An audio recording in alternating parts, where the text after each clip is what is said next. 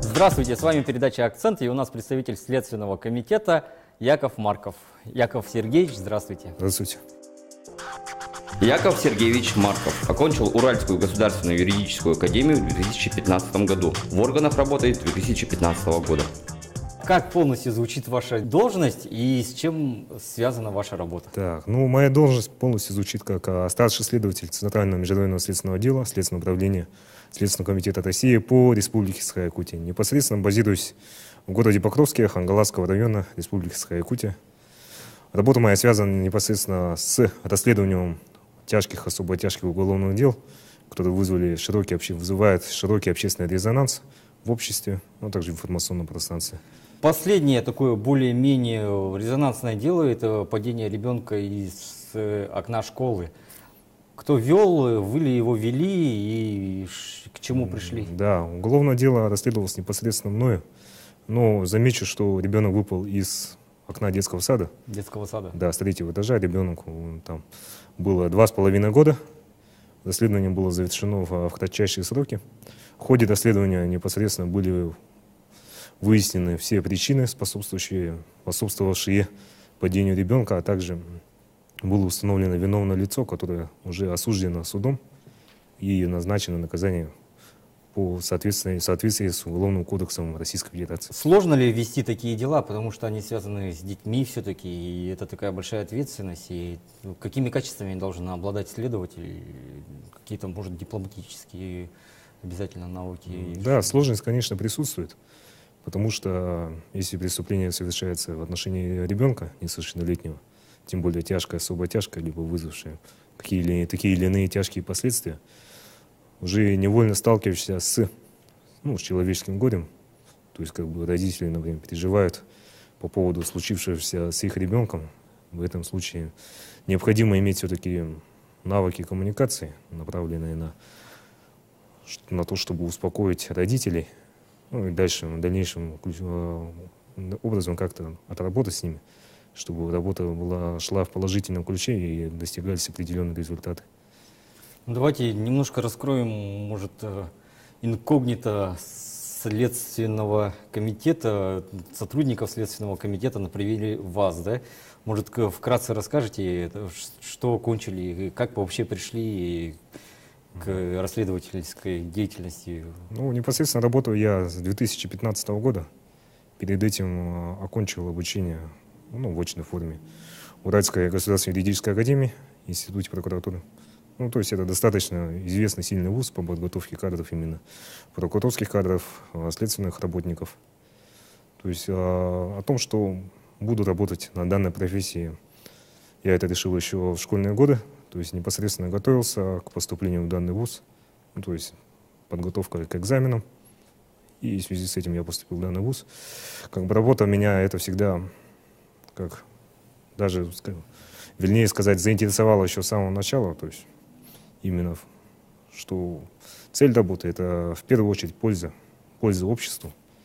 Что это было? Это книги про Шерлока Холмса, это, не знаю, это какой-то личный пример кого-то, это что-то? Даже скорее это личное убеждение было. То есть я считаю, что каждый человек, гражданин, получается, страны нашей, должен принести некую пользу государству. Я решил сделать пользу именно таким образом. А расскажите, может, о самых тяжелых вещах в работе следователя, о том, может быть, о чем не принято в некоторой степени даже говорить? Работа следователя в первую очередь связана с ненадмированным графиком и со встречей с отрицательными элементами нашего общества. То есть непосредственно после совершения какого-либо преступления, хоть и бытового, либо, например, криминального, то есть против личности, следователь, как член следственной оперативной группы, выезжает на место преступления, происшествия, в числе первых, и, соответственно, сталкивается с этой, можно сказать, грязью, то есть негативом, который непосредственно происходит после происшествия. То есть и задача следователя уже в дальнейшем, в кратчайшие сроки, даже в первые дни, в первый период расследования уже максимально установить все обстоятельства, подлежащие установлению, чтобы никакая связь доказательств не терялась со временем, и чтобы в дальнейшем уже как уголовное дело было направлено на суд с очень хорошим набором доказательств, и чтобы суд уже на основе данных собранных доказательств пришел к законному решению, и виновное лицо понесло наказание в соответствии с законом. Все мы очень любим детективные истории, может, в какой-то степени боевики, да? Вот скажите, пожалуйста, есть ли какая-то связь между жизнью и тем, что мы видим на экране в этом плане? Лично сам по себе скажу, я ищу, как сказать, телевизор особо сильно не смотрю, как бы знаком с основными сериалами, с произведениями, которые показываются на нашем телевидении, да. Но могу сказать, что я еще не встречал такого сериала, который, либо иного художественного произведения, которое было бы близко к настоящей работе. Потому что в данный момент в культуре больше отображается образ именно работника, допустим, уголовного розыска. То есть их работа может как-то еще более соответствовать действительности, а работа следователя еще как-то остается за кадром. Могу лишь только вот вспомнить лишь сериал «Следственный комитет», который уже непосредственно создавался в сотрудничестве с, получается, со самим Следственным комитетом, используя реальные уголовные дела, ну и это, в сюжетах которых рассказывалось само расследование настоящих уголовного дела от лица следователя, а также иных членов.